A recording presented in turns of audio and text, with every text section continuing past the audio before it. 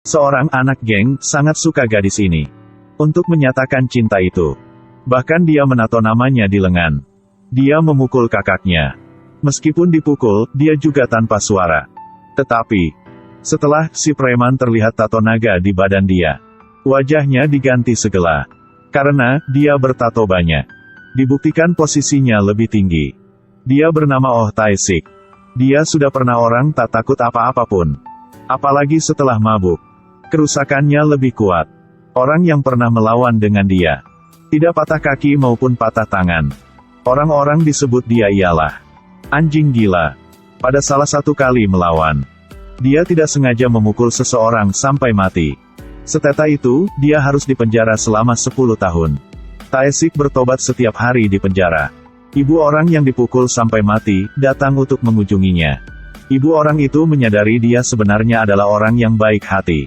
Tidak hanya mengadopsinya, tetapi juga memberinya sebuah buku. Untuk dia menulis semua hal yang baik. Kata-kata dari ibu terukir di hatimu. Karena Belum pernah mengetahui rasaan keintiman di keluarga. Seteta tinggal 10 tahun di penjara. Akhirnya, Tae-sik sudah lupa semua yang terjadi pada masa yang lalu.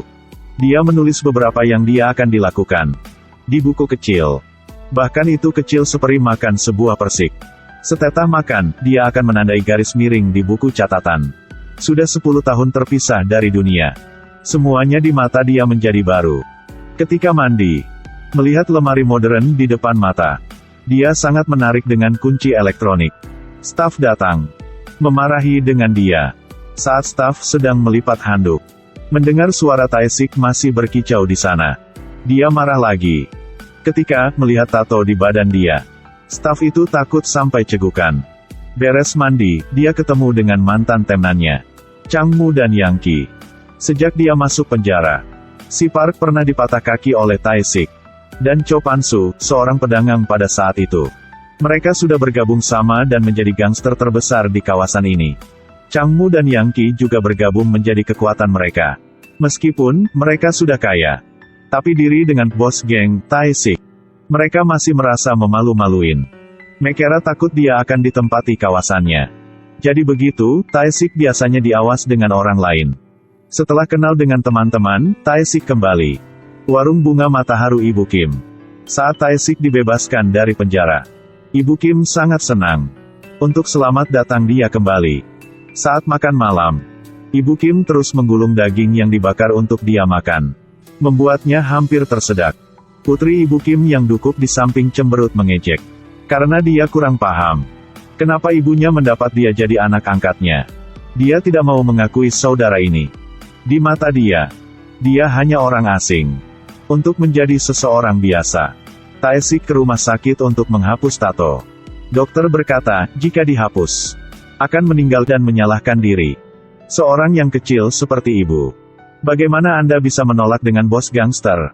Ibu memutuskan menjual warung bunga Matahari. Malam, Tae-sik menurut Ibu Kim datang ke tempat Cho Pan-soo untuk bicara dengannya.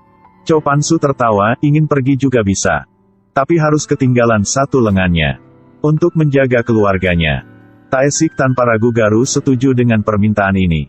Untunglah, si Park sudah lembut. Tendonnya tidak patah, hanya terluka aja. Buku harian di tangan Ibu Kim. Ancaman mutlak bagi Cho Pan-soo. Oleh karena itu, dia memintakan Changmu pergi ke rumah dan membunuh Ibu Kim. Setelah mengambil sidik jarinya untuk ambil surat kepindahan tanah, dia membawa buku harian dan pergi. Membuat adegan yang palsu, Ibu Kim membunuh diri. Tae-sik kembali rumah, melihat ibunya sudah meninggal tidak bisa percaya di matanya. Keluarga bahagia sudah hancur. Putri Ibu Kim belum bangun. Setelah beres permakaman, warung bunga Matahari juga dihancurkan. Ketika Tae-sik sedang membersihkan barang-barang, terlihat anting-anting Changmu jatuh di lantai. Dia sudah paham, Ibu Kim bukan membunuh diri. Setelah itu, dia pergi ke rumah sakit untuk mengunjungi putri Ibu Kim. Di mimpi, dia memanggil kakaknya, membuatkan hatinya hancur. Akhirnya, dia tidak bisa diam-diam lagi. Dia memasuki ke kawasan Cho Pan-soo. Hari ini juga hari mereka mentransfer hak bisnis klub. Tae-sik menuangkan bensin ke pintu dan membakarnya. Setelah memblokir satu-satunya jalan keluar, Dia mulai membunuh mereka. Setiap pukulannya mengenai para penyerang. Kemarahannya membuatnya bersuara seperti anjing gila. Tapi dirinya tidak bisa melawan dengan banyak orang. Menurutnya, itu benar-benar penghinaan. Meskipun, dipukulnya banyak kali. Tapi dia tak merasa sakit. Ini seperti perjuangan dari anjing gila. Kekuatan dirinya sepenuhnya dilepaskan. Dia membunuh Changmu dan Yang Qi. Chow Pansu melihat mesin pembunuh di depannya. Keringatnya keluar seperti mandi. Akhirnya dia terpojok. Dan dibunuh oleh Oh Tae-sik. Tae-sik diri antara laut api. Akhirnya, dia sudah membalas dendam untuk keluarga yang dicintainya. Orang-orang dikatakan bahwa memutar kepala adalah pantai. Tapi sebenarnya, sebagai seorang gangster, siapapun tak ingin jadi gitu. Nanti, putri Ibu Kim masuk universitas. Tetapi dibutuhnya. Selalu membawa buku kecil. Dia belajar dari Tae-sik. Menulis di buku. Apa yang dirinya ingin melakukan. Lelaki yang jahat sudah diganti. Satu hati ingin menghadap matahari, tapi mengapa begitu sulit? Buku harian ialah kehidupan. Adalah sisi jahat dari kepribadian manusia, dan juga orang-orang yang kesalahan. Ada semacam tragedi. Sebagai bunga matahari. Mekar pada malam. Ayo like dan share video itu ya. Nanti ketemu kalian pada video yang terus ya.